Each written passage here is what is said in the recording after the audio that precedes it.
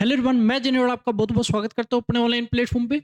जो बच्चे JEE main 2024 अप्रैल attempt के लिए प्रिपरेशन कर रहे हैं, उन बच्चों के लिए लास्ट 25 डेज जो आपका कंप्लीट रोड मैप है कि आपको इन 25 दिन में क्या क्या करना है, किस तरीके से अपने स्कोर को सेफ रखना है, कैसे आपको एक्यूरेसी लेके आनी है। अगर आपने ये लास्ट मोमेंट में ये सारी चीजें अगर कर ली तो आपको 100% है कि आपका 99 परसेंटाइल आपको लाने से कोई नहीं रोक सकता। अगर लास्ट मोमेंट में जो बच्चा गलती कर देता है, उसको कहीं ना कहीं इस चीज में आपको देखने का मिलेगा कि रिजल्ट में जरूर गड़बड़ हो जाती है। तो इसलिए आपको किसी भी प्रकार से कोई भी गलती नहीं करनी है। सबसे पहले जो आपको प्लान कि लास्ट दिन में कैसे आपको रिवीजन करनी है, किस तरीके से आगे बढ़ना है। तो सबसे पहले कि आपने अपना सिलेबस जो है वो कंप्लीट कर लिया है। सबसे पहली चीज सभी बच्चों का कंप्लीट है। उसके साथ साथ आपने जो पार्ट टेस्ट है उनको भी कर लिया है। तो अब आपको इन दिनों में जो काम करना है वो जो फुल सिलेबस के टेस्ट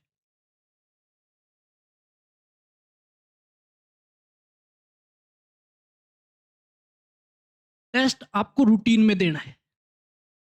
कहने का मतलब एक दिन छोड़ के एक दिन दे सकते हो या लगातार भी दे सकते हो। आप सिलेबस अपने हिसाब से देख लीजिएगा कि आप में कितनी कैपेसिटी है चलाने की। अगर आपने एक दिन छोड़ के एक दिन भी टेस्ट दिया तो बहुत अच्छी बात है। तो फुल सिलेबस जो टेस्ट है उस पे पूरा का पूरा फोकस करना है। ठीक है। अब जब आप मूक टेस्ट देते हो तो उससे फायदा क्या होगा कि आपको एक्यूरेसी मिलेगी। अगर आप ये चीज करते हो तो इसके साथ आपको एक्यूरेसी पे मिलेगी। ठीक है। जो आपकी स्पीड है टेस्ट के अंदर वो मेंटेन होगी कि आपका टाइम जो है मैनेज किस तरीके से तीनों सब्जेक्टों में डिवाइड करना है। तो इसमें जरूर फायदा आपको मिलेगा। दूसरी कि आप कोई भी अलग से मिस्टेक करते हो, अगर मान लो एक्यूरेसी आई, स्पीड आई, उसके बाद तीसरी चीज आपकी आ गई क्या कि जो आप मिस्टेक करते हो छोटी छोटी, जो सिली मिस्टेक होती है आपकी, इन सभी चीजों से आप बचोगे अगर आपने फुल सिलेबस टेस्ट दिया। अब उसके साथ साथ टेस्ट देने के बाद आपको चलना है रिवीजन पे। अगला काम क्या करना है, आपको रिवीजन करनी है।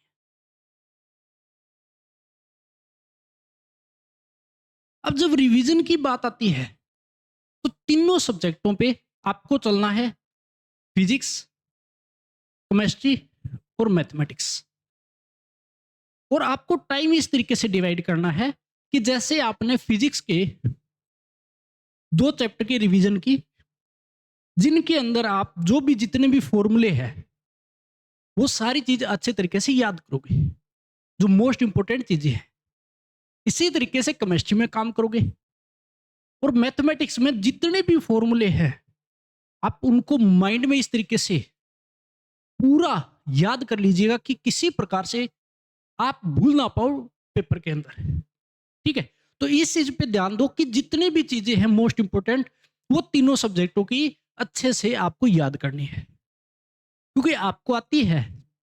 बच्चा जब अप्लाई करता है तो भूल जाता है। तो ये काम आपको जरूर जरूर करने हैं। उसके बाद लगता है कि मेरे को क्वेश्चन प्रैक्टिस थोड़ी करनी है, भी मेरे पास टाइम बच रहा है तो क्वेश्चन प्रैक्टिस।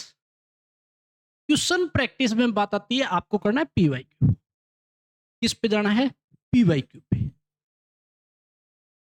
तीनों सब्जेक्टों के पीवाईक्यू आप करोगे। से दिन में आपसे मान लो तीनों सब्जेक्टों को मिला के टोटल 100 कवर कर पाए, कोई बच्चा हो सकता है 80 कवर कर पाए। ठीक है। हो सकता है कोई 60 कवर कर पाए, लेकिन आपको क्वेश्चनों की प्रैक्टिस करनी है। तो इन चीजों पे पूरा ध्यान देना है। अब जब टेस्ट आप देते हो तो उस टेस्ट के अंदर आप चीज देखोगे कि मेरे से मिस्टेक क्या हो रही है। अब वो जो मिस्टेक हो रही है उसको आपको रिवीजन के अंदर ऐड करते हुए आगे बढ़ना है। उस चीज को अच्छे से याद करोगे आप। कोई फॉर्मूला आप भूल गए बाय चांस, आपने गलत अप्लाई कर दिया तो उसमें आप सुधार करो, ठीक है ना? तो आप इन चीजों पे पूरा फोकस करोगे। उसके साथ साथ आपके पास जब फुल सिलेबस आप टेस्ट दे रहे हो तो इसका सॉल्यूशन जरूर कीजिएगा, पूरा एनालिसिस कीजिएगा कि कहीं पर भी आपकी मिस्टेक ना हो। सब क्वेश्चन के सॉल्यूशंस जरूर कीजिएगा। एक एक चीज पे जाओगे। मान लो आपने टोटल 10 टेस्ट भी निकाल दिए। अगर आपने 10 टेस्ट निकाले, हो सकता है आप जहां पर भी आपने ज्वाइन कर रखा है कोई 25 का दे, हो सकता है 30 का हो, ठीक है? कई बार क्या होता है कि ऑब्जेक्टिव मान लो टाइप दे दिए, न्यूमेरिकल टाइप कई बार नहीं दिए जाते, तो अलग अलग टाइप से टेस्ट आपके बनते हैं। 10 टेस्ट दिए, 30 आपके क्वेश्चन आ रहे हैं। हम इस पे चलते हैं जो आपका पैटर्न, जो 30 क्वेश्चन आपके पास हर सब्जेक्ट के आ गए, हर सब्जेक्ट के आ गए, तो हर सब्जेक्ट के आपके पास 300 क्वेश्चन ये मिले आपको पर सब्जेक्ट के, ठीक है? अब टोटल आप अगर इस चीज में 900 क्वेश्चन आपके पास आ गए, 10 टेस्ट दिए, 900 क्वेश्चन आ गए टोटल, जिसमें से पर सब्जेक्ट आपके पास 300 क्वेश्चन है, तो कहीं ना कहीं हर चीज को कवर कर लेगा। भी एक सब्जेक्ट के जब 300 क्वेश्चन आप करोगे तो कहने का मतलब हर चीज को कवर करेगा। सोचने वाली बात है, आपको लगता है कि 300 क्वेश्चन लेकिन हर चीज को कवर करेगा। ये चीज ही आपको 99 परसेंटाइल तक पहुंचा देगी। जब पर सब्जेक्ट आपने 300 क्वेश्चन किए तो ये आपको 99 परसेंटाइल तक आराम से पहुंचा देगी, जिस बच्चे का कम स्कोर आ रहा है। अब टेस्ट आपको 100% देने चाहिए, और वो भी किसके? फुल सिलेबस, ठीक है? और जो भी मिस्टेक कर रहे हो, स्पीड मेंटेन करनी है, हर चीज पे आपको काम करना है। तो लास्ट टाइम में ये चीज आप जरूर कीजिएगा। आप चीजें लगता है बिल्कुल कम बताइए, देखो सारी चीजें सिलेबस कंप्लीट है, पार्ट टेस्ट आपने दिए, उसके बाद फुल सिलेबस टेस्ट दोगे, उसका सॉल्यूशन करोगे। हर सब्जेक्ट के आपके पास 300 क्वेश्चन यहां से बन गए। उसके अलावा आपके पास देखो रिवीजन तीनों सब्जेक्ट होगी, उसके बाद क्वेश्चन प्रैक्टिस टाइम बचता है उसके साथ। तो ये चीज आपको करनी है और 99 परसेंटाइल आपका आराम से आ जाएगा। अच्छी एक्यूरेसी के साथ आपको आगे बढ़ना है। तो ये पूरी प्लानिंग आपको आगे लेके चलनी है।